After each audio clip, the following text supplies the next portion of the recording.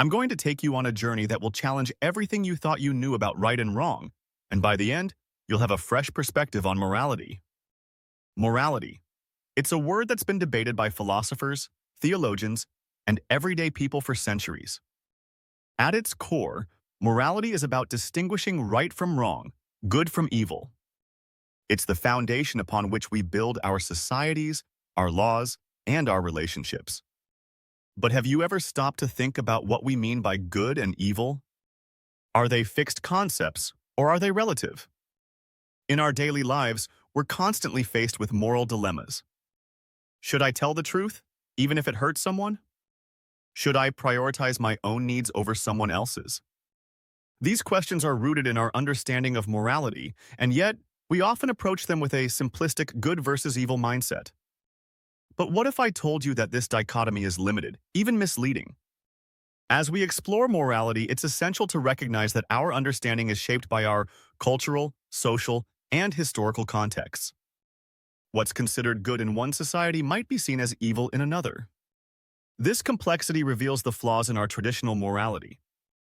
We're forced to confront the reality that our rigid definitions of good and evil can lead to conflicts, biases, and injustices.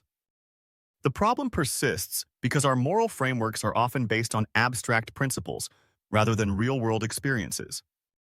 We're taught that certain actions are inherently good or evil without considering the nuances of individual situations. This oversimplification can result in moral absolutism, where we prioritize dogmatic adherence over empathetic understanding. Moreover, our moral systems frequently rely on external authorities, be they religious, political, or social. We're told what's right and wrong, rather than being encouraged to think critically and make our own moral judgments. This lack of personal agency can lead to moral laziness, where we abdicate our responsibilities and defer to authority figures. When we examine conventional morality more closely, we find that it's often rooted in fear of punishment, fear of social ostracism, or fear of divine retribution.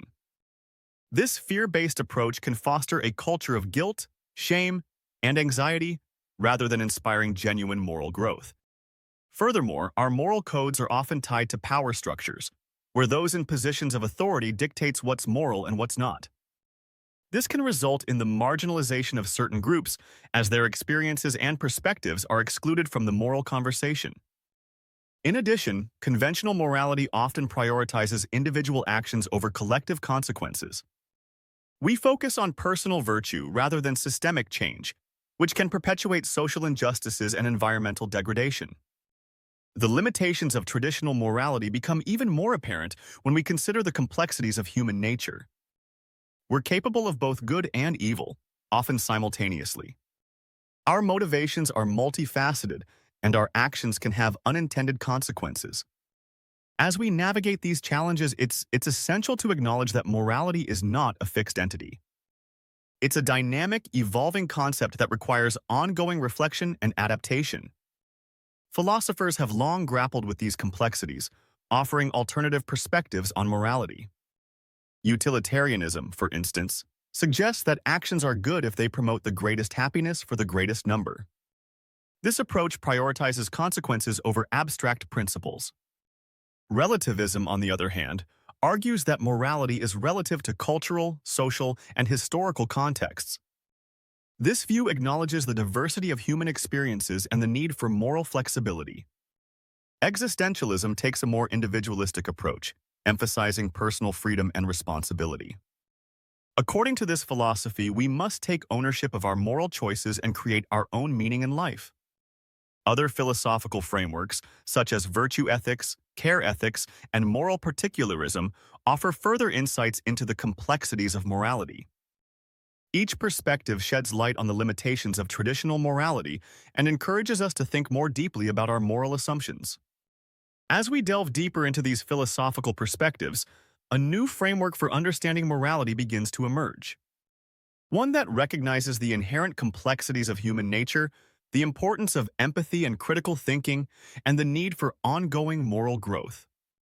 Rather than being bound by rigid definitions of good and evil, we can redefine morality as a dynamic, contextual, and empathetic framework. One that prioritizes collective well-being, personal agency, and continuous learning. In this redefined framework, morality becomes a living, breathing entity that adapts to our ever-changing environments and contexts. It's no longer a fixed set of rules, but a flexible guide for navigating the complexities of human experience. As we conclude this journey into the heart of morality, I want to leave you with a sense of empowerment. Morality is not something imposed upon us. It's something we can shape, redefine, and recreate. It's up to us to challenge our assumptions, to question our authorities, and to forge a new path forward. Morality is not about being good or evil, it's about being human. It's about embracing our complexities, our contradictions, and our collective potential. It's about rethinking morality beyond good and evil. Thanks for watching. If you have thoughts on morality, please share them in the comments below. And if you're interested in exploring more philosophical perspectives, be sure to check out our next video on ethical theories.